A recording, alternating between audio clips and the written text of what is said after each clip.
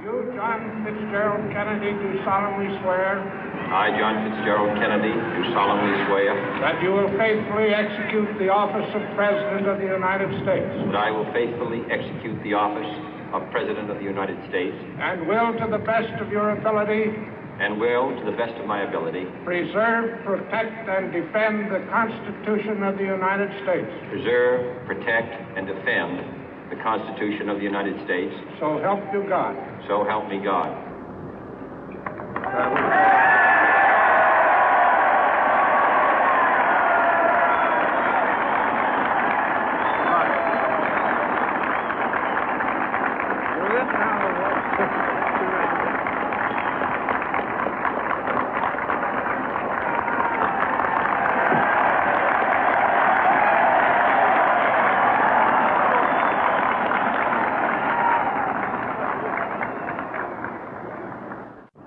Vice President Johnson, Mr. Speaker, Mr. Chief Justice, President Eisenhower, Vice President Nixon, President Truman, Reverend clergy, fellow citizens.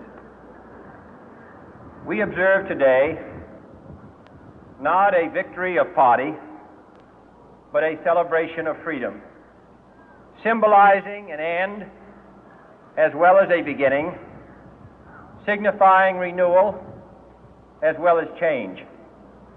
For I have sworn before you and Almighty God the same solemn oath our forebears prescribed nearly a century and 3/4 ago.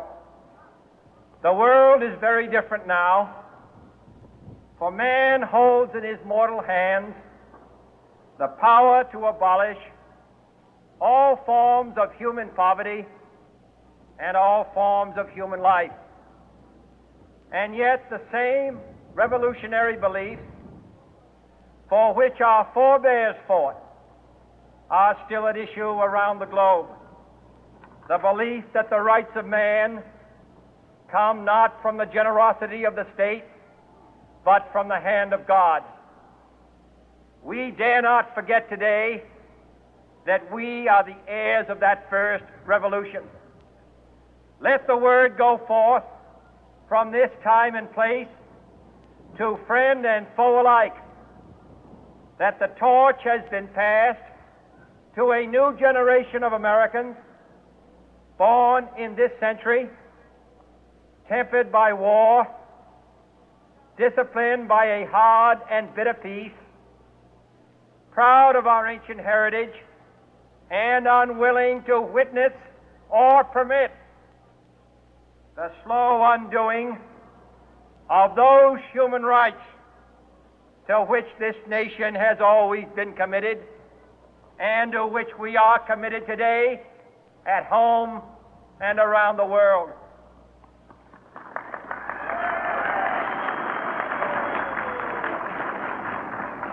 Let every nation know, whether it wishes us well or ill, that we shall pay any price, bear any burden, meet any hardship, support any friend, oppose any foe to assure the survival and the success of liberty.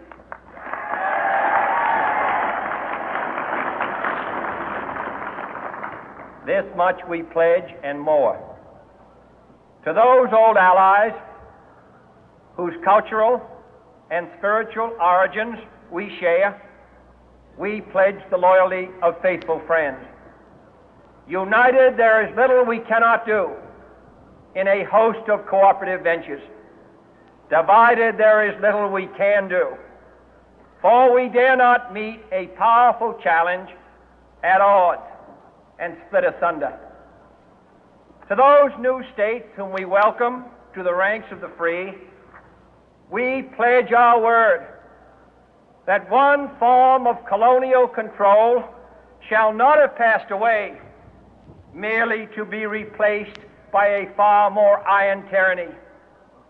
We shall not always expect to find them supporting our view, but we shall always hope to find them strongly supporting their own freedom, and to remember that in the past, those who foolishly sought power by riding the back of the tiger ended up inside.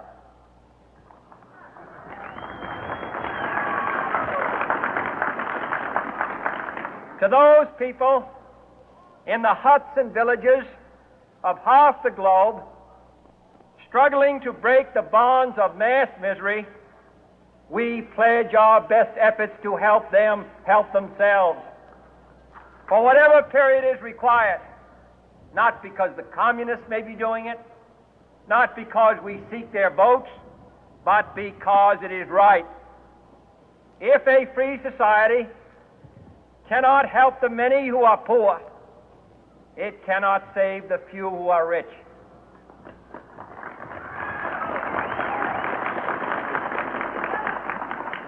To our sister republics south of our border, we offer a special pledge to convert our good words into good deeds, in a new alliance for progress, to assist free men and free governments in casting off the chains of poverty. But this peaceful revolution of hope cannot become the prey of hostile powers. Let all our neighbors know that we shall join with them to oppose aggression or subversion anywhere in the Americas. And let every other power know that this hemisphere intends to remain the master of its own house.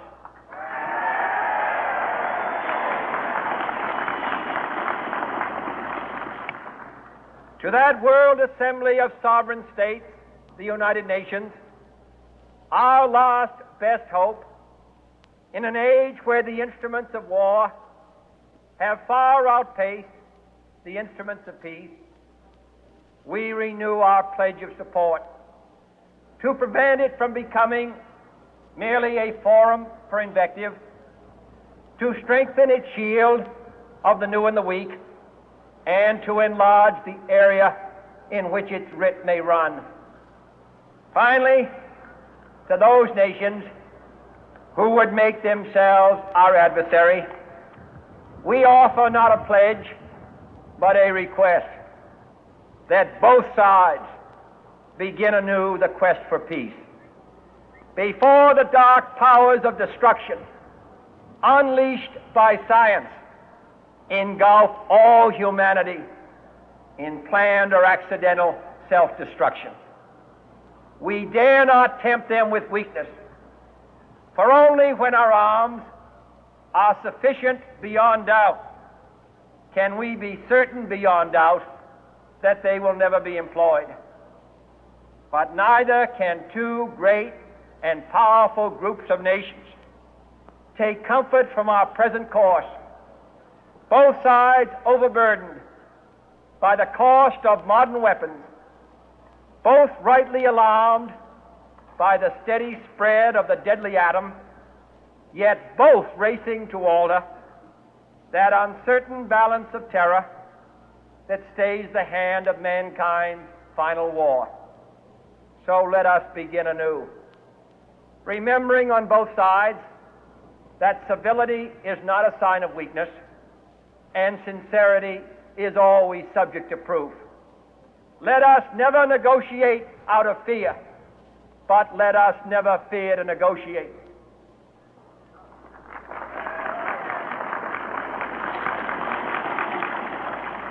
Let both sides explore what problems unite us, instead of belaboring those problems which divide us. Let both sides, for the first time, formulate serious and precise proposals for the inspection and control of arms, and bring the absolute power to destroy other nations under the absolute control of all nations.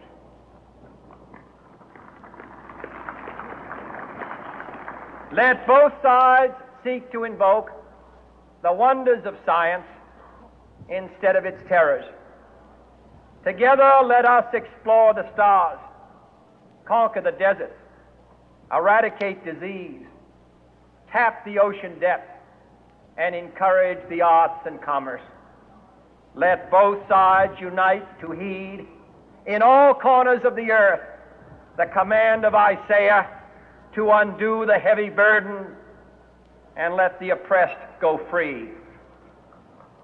And if a beachhead of cooperation may push back the jungle of suspicion, let both sides join in creating a new endeavor, not a new balance of power, but a new world of law, where the strong are just and the weak secure and the peace preserved. All this will not be finished in the first 100 days, nor will it be finished in the first 1,000 days, nor in the life of this administration, nor even perhaps in our lifetime on this planet. But let us begin.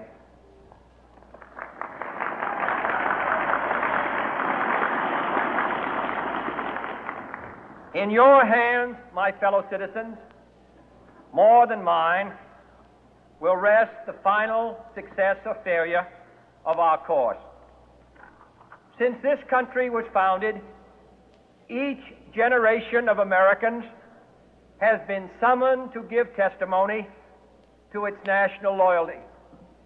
The graves of young Americans who answered the call to service surround the globe. Now the trumpet summons us again, not as a call to bear arms, though arms we need, not as a call to battle, though in battle we are, but a call to bear the burden of a long twilight struggle, year in and year out, rejoicing in hope, patient in tribulation, a struggle against the common enemies of man, tyranny, poverty, disease, and war itself. Can we forge against these enemies